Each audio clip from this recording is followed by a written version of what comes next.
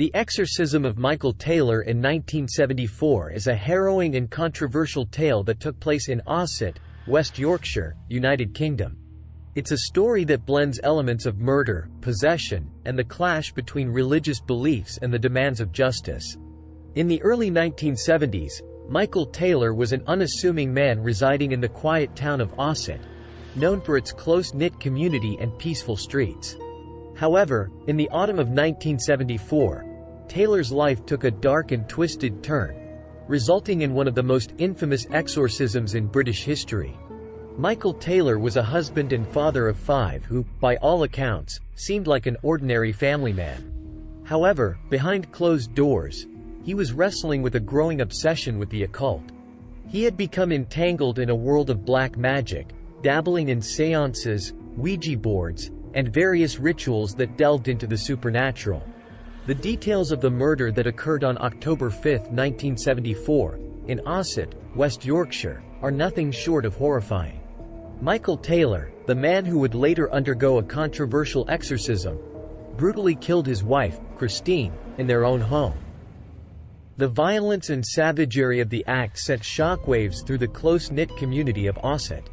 Christine was found with multiple stab wounds, evidence of a frenzied attack. The crime scene painted a grim picture, and the locals were left in a state of disbelief that such a horrific act could take place in their tranquil town. The reasons behind the murder remain murky. Taylor, at his trial, claimed that he had no recollection of the crime and that he was possessed by malevolent spirits at the time. It was alleged that his obsession with the occult and involvement in dark rituals had left him vulnerable to such influences. However, others argued that this was an attempt to evade full responsibility for his actions. The courtroom was divided, with some questioning the validity of his possession claims and others urging a more sympathetic and understanding approach to his mental state. Despite the shocking nature of the crime and the subsequent exorcism, the murder of Christine Taylor is a reminder of the profound impact that mental health, religion, and the occult can have on the human psyche and behavior. It remains a dark and unsettling chapter in the annals of crime and the macabre, leaving questions about the blurred line between the supernatural and the horrors of the human mind. During his trial, Taylor's defense claimed that he was possessed by evil spirits at the time of the murder. This was their argument to mitigate his responsibility for the crime. They sought the help of the local vicar, the Reverend Raymond Smith, who was convinced that an exorcism was the only way to save Taylor from the demonic forces they believed had consumed him. The exorcism itself took place on the evening of October 5, 1974, in the same house where the murder had occurred.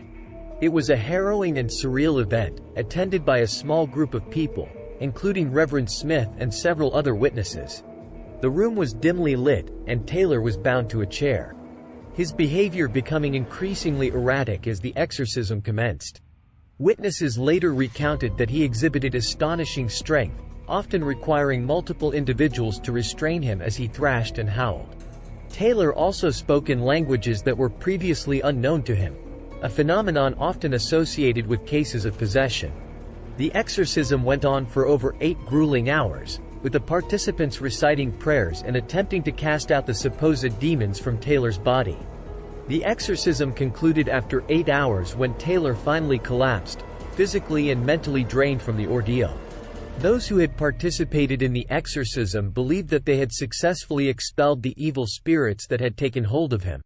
The entire event was deeply unsettling and seemed like something out of a horror film, raising questions about the power of belief, the vulnerability of the human mind, and the lengths to which people would go to explain and confront the unexplainable.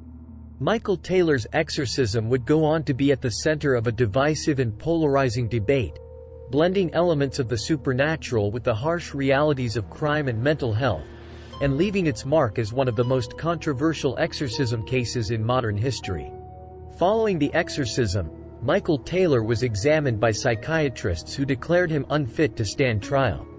He was committed to a secure mental institution, where he remained for over a year.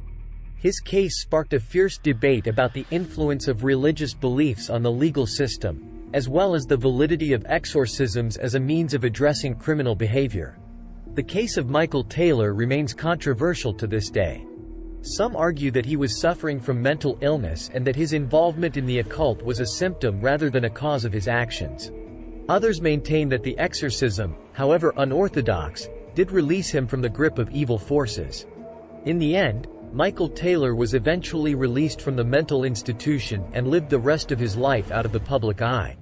The Exorcism of 1974 continues to be a chilling and enigmatic chapter in British criminal history, raising questions about the intersection of religion, mental health, and justice.